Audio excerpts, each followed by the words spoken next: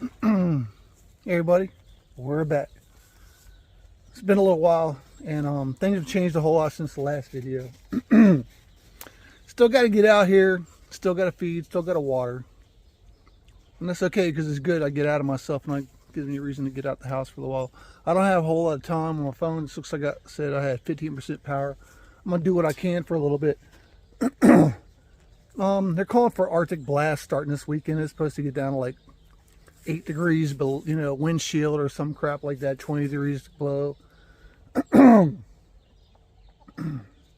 really trying to do is get out here and make sure everybody's all right.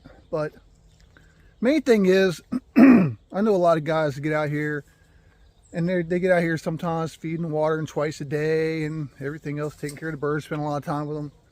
Believe me, I wish I could. Difference is, a lot of people show their birds, and I really don't. My birds right here that I have are birds that I plan on breeding. I've got a couple lined up, some really good hatch coming from a buddy of mine named Logan. Now I'm looking forward to that, and maybe some grays, a good family of grays. And I'm going to pretty much stick with this family right here, a good family of hatch and a good family of grays. And that's what I'm going to base everything off of.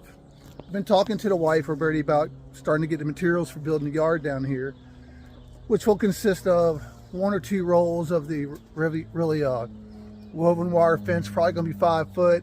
I'll probably wind up throwing some wire across of it because there's some bears and crap going on right here. And the day I went to the hospital, I had a coyote run across my front yard. And that's the reason I got this 6 foot high fence around me with the 10 foot dog panels. Yeah, that's a reason. But we've already got it planned out, and this is the plan. We're gonna build that yard. We're gonna set up a really good breeding system, and hopefully soon I'll be able to get this building together because that's where I'm gonna stuff. I'm already making plans to get a Great Pyrenees. Yep. I'm going to get a Great Pyrenees. I'm going to build a really nice house to stay in when he needs to, because we all know they don't give a crap about a house.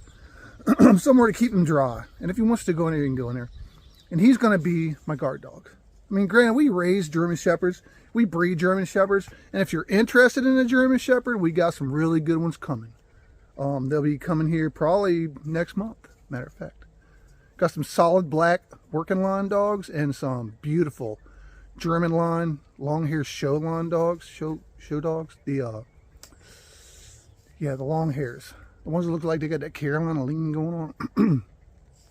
Yeah, that. So we got a lot of things planned for around here.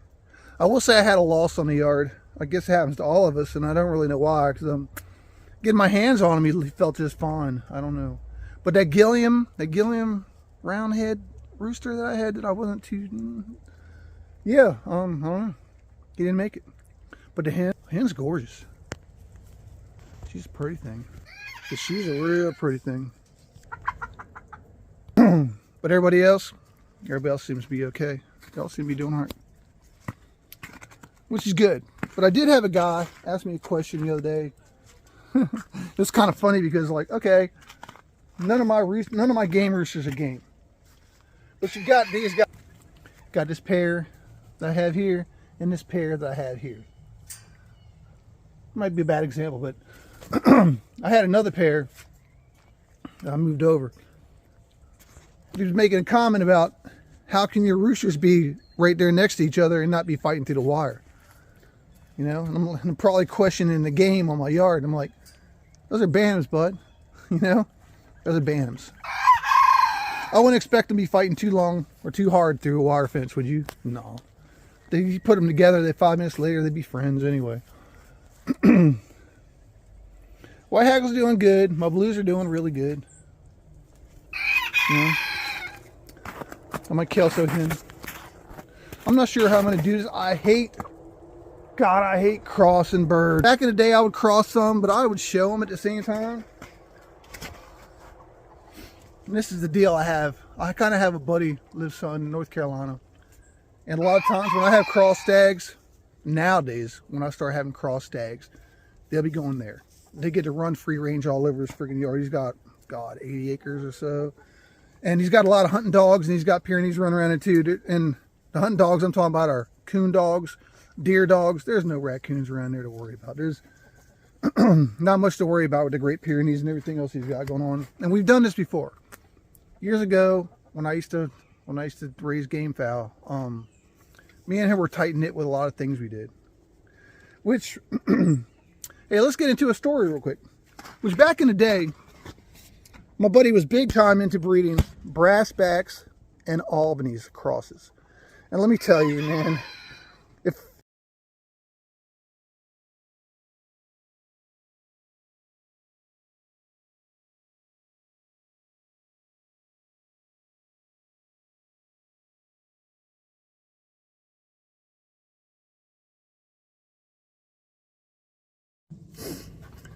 woo, had to come back out, take the phone aside and charge it for a little while. It actually died. Yeah, said I had low battery, 15%. Yeah, it ran out. Sorry about me clearing my throat all the time. Really dry.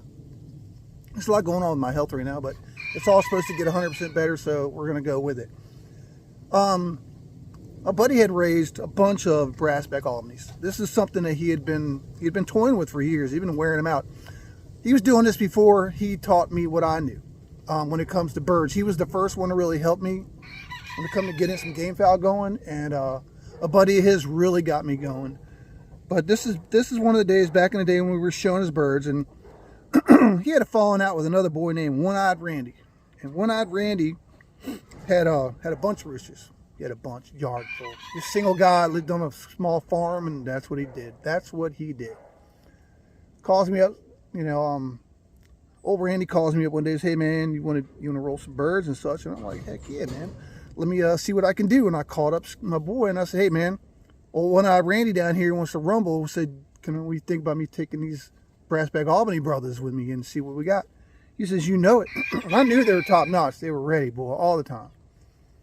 Packed them up, took them cross town, so to speak, and I wore that boy out 6 straight with these boys, with these birds. Brought him back home. Before on the way home, I get this phone call. It's my buddy Skinny. I ain't even told him. I didn't even tell anybody about this yet, I guess. Even though him and Randy were having a falling out, maybe they contact each other. I don't know. But old boy calls me and says, hey man, I heard you just whipped Randy 6 straight. I said, hell, he was all giggling. You ever knew the boy, he was getting into it, you know what I mean? And I was too.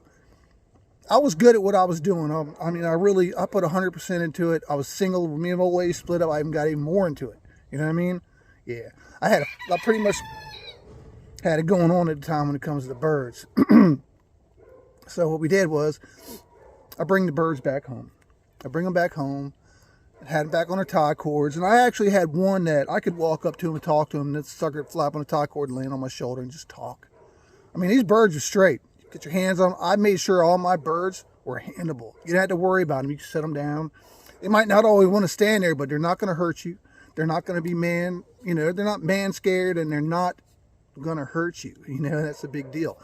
They were really good birds. Case in point, one day, I head off to the store because I ain't been there for a while. Needed some drinks, and it was only about a mile down the road. And when I came back up, I pulled up in the driveway beside the house, and I'm looking at 1, 2, 3, 4, 5, 6 dead roosters on tie cords. So I'm like, oh hell! And at the same time, all of a sudden, here come this fucking hen running up. One of my hatch hens, because hatch was my thing. When these hatch hens come running up with a bunch of biddies, and she was scattering, and I yelled at the dog. It was a pit bull chaser. I said, dog, whatever, whoa, and he stopped, and I said, come here, boy, come here, because the boy, I wanted to get my hands on him. Dog kind of stood there for a minute, started growling at me, and then busted back into the woods chasing my hen. I never seen that hen or them biddies ever again. So standing there, I went in the house. Well, after he growled at me and shit, I said, all right, I got something for you. I went in the house. I grabbed a 12 gauge, and like I said, when I came out, they done busted up back up through the woods and everything. I couldn't do nothing about it. All of a sudden, down here to the bottom, where I had my hatch brood, I'm hearing this commotion. I look down there, and here's this other pit bull, a damn brindle pit, beautiful brindle pit. He done busted into my brood pen. He was gnawing on my 2-3 time winning hatch rooster that I had. I'd raised from a baby, about 3 years old. He was over about 3 hens. He's in there just tearing them to shreds. So I'm throwing a hand that shit. Pow! You know what happened. I took that dog out. I grabbed the dog by the leg and I drug him up to the back of the house. I went in the house and I called animal control and I said, look, man. So I just come home and I had these 2 pit bulls in my yard just tearing my birds apart. And I said, one of them didn't make it. He said, is it deceased? I said, yeah, he's deceased. He said, do I need to come get it? I said, you need to come get it. By the time he came, out there, he had told me also there was a lady making a phone call looking for a brindle pit bull, and happened to be in the park next to the house. And they decided to let him run loose, get some exercise. There was 2 ponds over there, and there was a good section of woods before my house. They had no business coming through the woods, but they wound up at my house. And he says, I'm going to contact this lady. I said, well, here's my information. Tell her I want some kind of retribution for this because I just lost some good birds, and they were valuable to me, and I'm not happy. Well, he said I had all rights in the world to take care of this dog like I did and all, and that was great. I don't feel right about killing animals, but when it comes to that. So, you know, a couple days passed by, and I came home from work one day, and my roommate, her name was Terry also. Terry, I want you to hear this recording on the voicemail. And I went in the living room, we turned it on, and there was this lady crying, and she was like, I'm so sorry about your birds. I just want you to know that I just lost my best friend, and whatever you want me to pay you for your birds, you know, if you'll just call me back and let me know, and we'll get it straight. Like I said, it's like, you know, I understand that now. And even then I was starting to understand that the concept of a dog, and how, you know, my dogs could do a whole lot of shit, and far from, if they didn't kill anybody or hurt anybody, you know, what am I going to tell you? You know what I mean? Sorry about your birds. I'm sorry about your whatever. I'm going to try to protect my dog because I love that dog. And you could hear it in her voice. So Terry looks at me. She says, well, Terry, what do you think? What do you want to do about it? I said, I'm going to leave it be. I said, it's fair. We're even now. You know what I mean? Even though I done pretty much lost my hatches. They're gone now. I lost my rooster, my hens, my breeding, things I raised up. Because one season I raised up 17 hatch stags. And I'm going to tell you, I walked the state of North Carolina. I kicked butt everywhere I went. I ain't going to lie. They were McLean Bates Cross hatches. They're all, you know what I mean? All the hens look the same. All the roosters look the same. And the offspring were dynamite. And that's a whole nother story for another day where I got this. But I think I might have said it before, where a buddy of mine lent me his brood fowl. Well, part of his brood fowl was his hatch family. And that's the same family I based mine off of. So yeah, I cleaned up the mess and we moved on. Don't remember how it went from there, but it wasn't long after that I just didn't have birds anymore. I think that was the part that after the split up that I had and lost pretty much the little land that I was living on because I couldn't do it by myself, and all the birds I had to get rid of doing that I had, like, we lived in a house for 5 years. So I mean, I had a lot of stuff. So I started like my first or second year in that house, and I had some crosses, but I'm gonna tell you, the crosses I had were white claret, blue mug crosses, and they were dynamite. And I got stories about that. And then there was my hatches. Like I said, I raised 17 hatch stags. They were pretty much free range their whole life until they got big, where they started fighting. I had to line them up, and I had to build 4 foot by 4 foot cages, just rows of them. Plus I had other stuff, and I was getting birds other places. I had I had birds I could take anywhere that I'd gotten from other places and everything. I had a lot of stuff going on. Crosses I can't even remember. I had ASOL crosses over top of some brass backs, and I'm telling you, they were dynamite too. They were just, and just the other things we had going on at the time. But yeah, that's what happened to them. Also, I think I'm going to try to put a picture of a straight spangled Albany that I had for a while there. It was funny because I wound up selling that bird back in over 20 years ago. I sold him off my yard. The guy just wanted him so beautiful, just put in a pen, just look at him. Sold him for $100. Turn around, call me a few weeks later, say, hey, I can't take care anymore here. I'll just let you back. I don't need the money back. You're good. Right back. Hell yeah. And that was one of the Spangleds. And it was a lot of fun. And I'm really going to try to get back into this again, because I'm not going to let this get me down. And I know you guys work really hard at this. So you got to understand, this is just a setback, but it's not an end to anything. I've got a boy in West Virginia, pigeon buddy of mine. His best buddy is a cocker. And he sent me his number to say, hey man, call me. We'll see what we got going on. There we go, right. I'm going to do that. I've just been meaning not to call too many people lately. So if I missed your phone call or I hadn't called you, it's either I don't have your number or know who the heck you are, or I'm just trying not to talk a whole lot. But today I feel pretty good. I'm outside. It's like 50 degrees doing this video because y'all need something to do sitting in the house when it's nice and cold.